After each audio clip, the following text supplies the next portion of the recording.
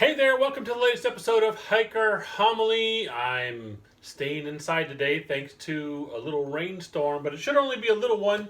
And then I'll be right back out training, doing miles, I should say. I don't really call it training because it's like, I'm not like, I mean, I am doing some kind of training. I've got my weight set. We just bought a elliptical. Yes, we did. My wife is getting back into running now that her ankle and some of the other issues she was having is doing better. And she feels that a better trainer, aside from the actual running she's going to be doing, is an elliptical. So we got one at a very good deal. Heck, I might even do a review on it since it's training equipment for hiking even. But yeah, so we're doing a little bit of training. But for now, today it's raining, so I'm doing some catch up on filming some episodes that I wanted to film and doing stuff like that. All right, enough of that babbling. Let's get on with the actual episode. I wanted to talk a little bit. I know a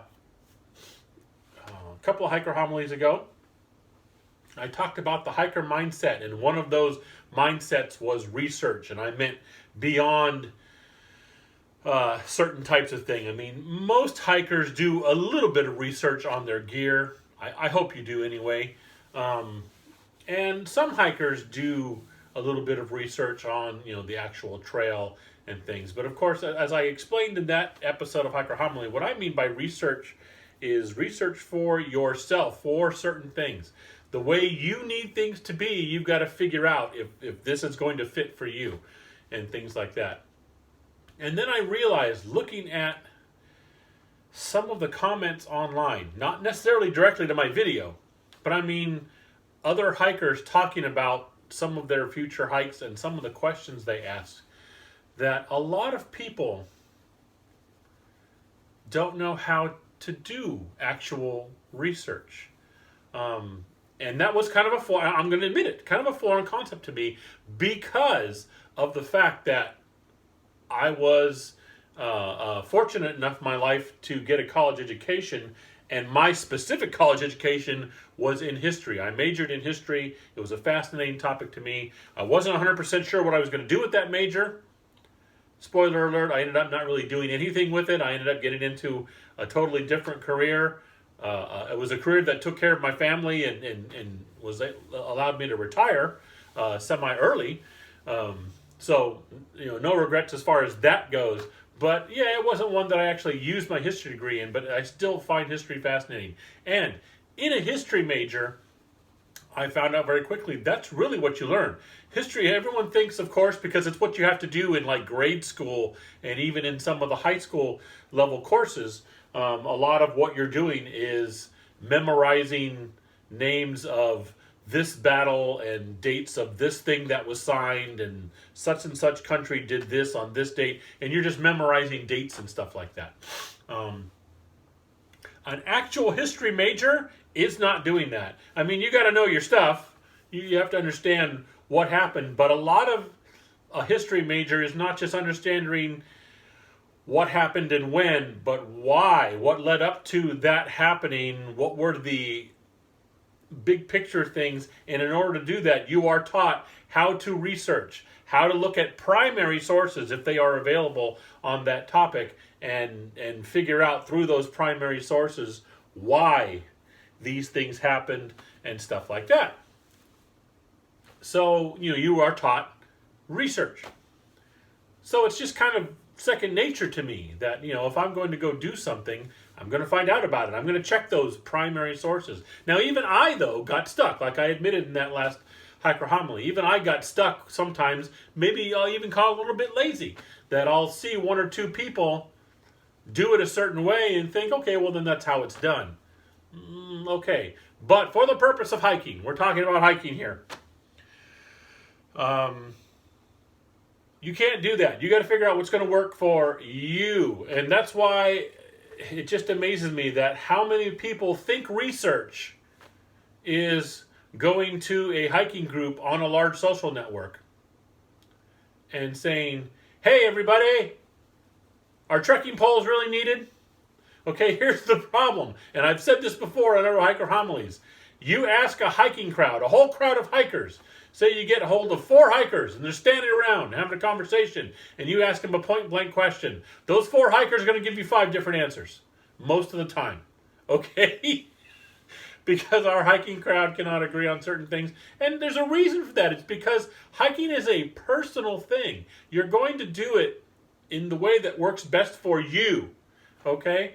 And so, you ask a general question like that, you are wasting your time. That is not research. Now, sometimes asking a general question of a bunch of people who actually do the thing you want to do, yeah, that's good start to your research. Because that kind of gives you a couple of directions you can go. Well, this person said blah, blah, blah, I'm going to look into that. This person said da, da, da, I'm going to look into that. And then you've got some branches to start getting deeper into the topic. So it can be a start, okay?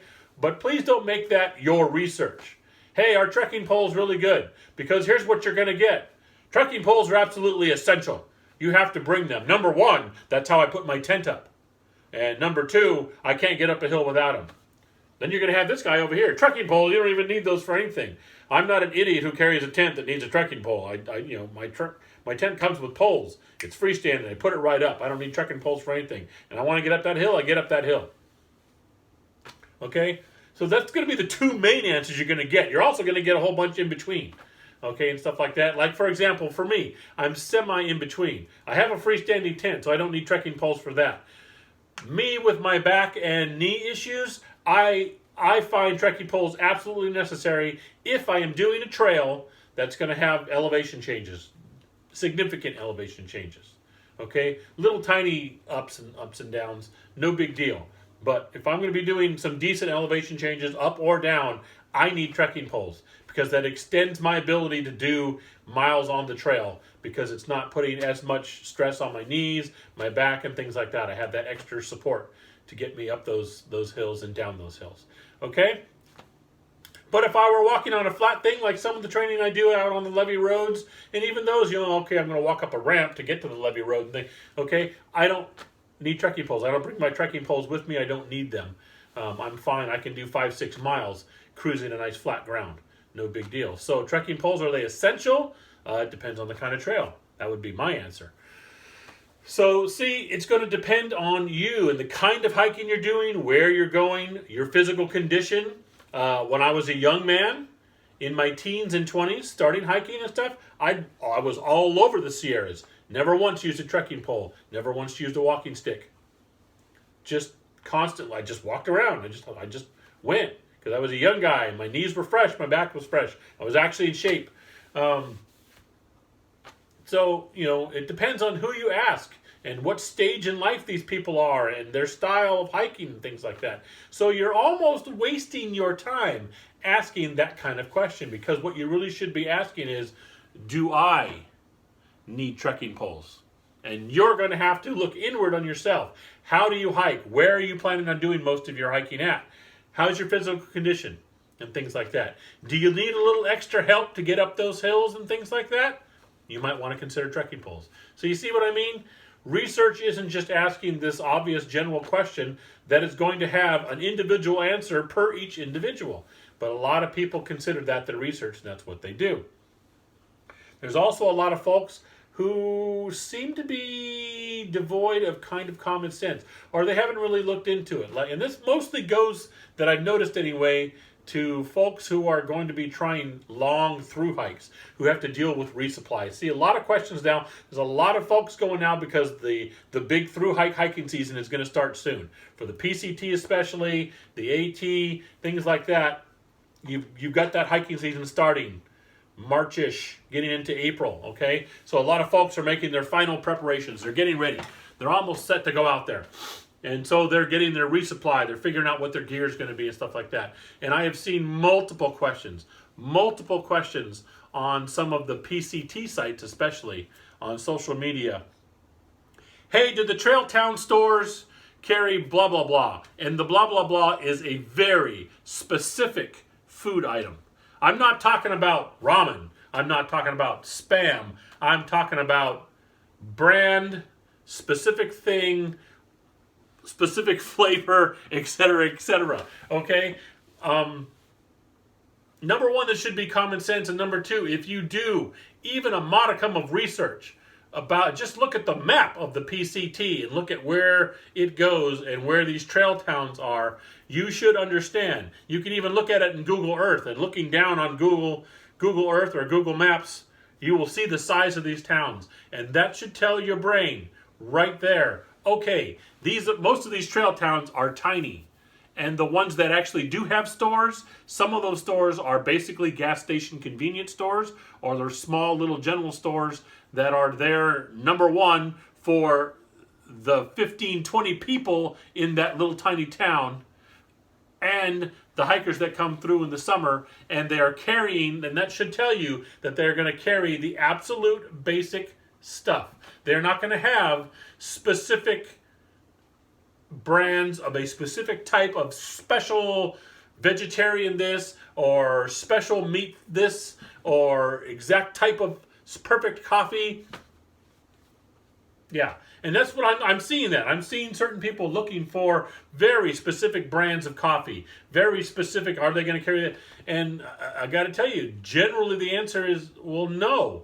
There is absolutely no reason why this little tiny town, population 50, would have that very specific brand of coffee for you as you hike through once. Okay? Use common sense. If you're looking for the general stuff, yes, those towns can be used for resupply for the next few days on the trail. You can get your basic stuff. You can get several meals, and it's going to be basic things like that. If you are looking for a specific brand, common sense should tell you, and if you're unable to have that or use that, excuse me, then even a very basic amount of research should lead you to figure out that I'm going to have to send this to myself.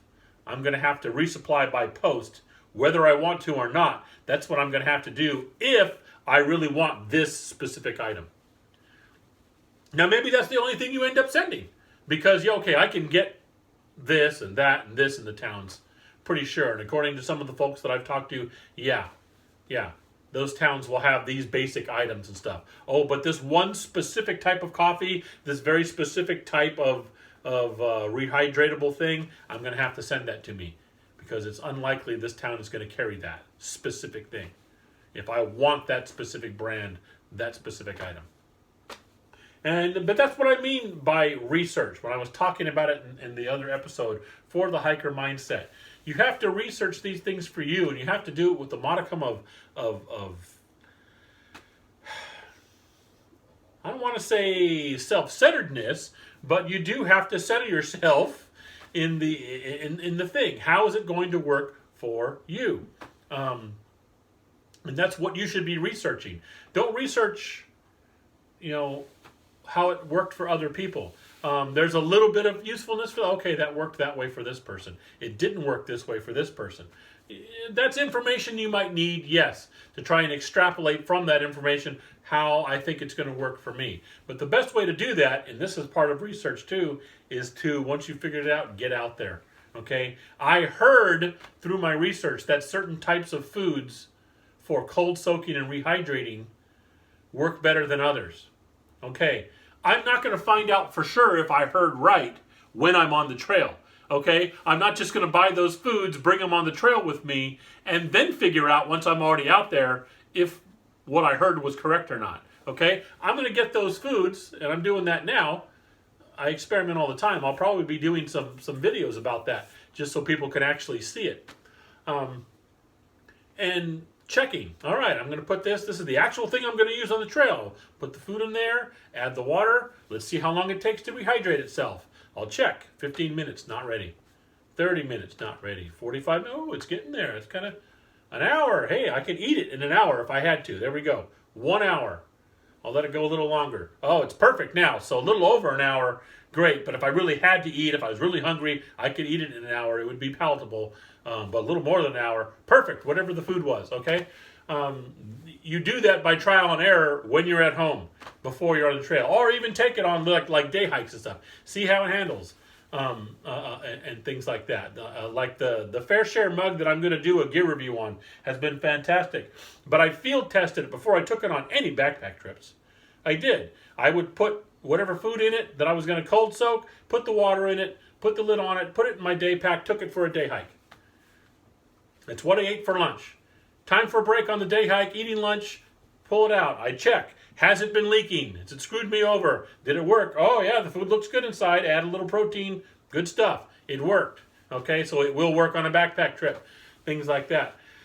Trial and error is part of research if you have to do it ahead of time. And again, this isn't just for through hiking. If you're just doing regular backpacking, you need to be doing this kind of thing too. Figuring out what works best for you. Don't just go by, well, so-and-so said. I heard from such and such.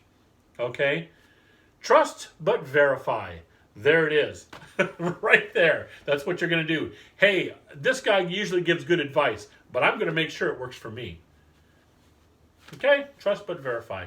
That's what I wanted to talk about. That's Hiker Homily for this episode. Any anecdotal stories you want to throw at me, go right ahead. Any kind of comments on that, agree or disagree, of course, with respect. Comment down below. When I post this on Patreon, you can comment there. You can comment on Instagram. And you can also email me at hikingforhealthca@gmail.com. And other than that, that's my little hiker homily rant for this episode.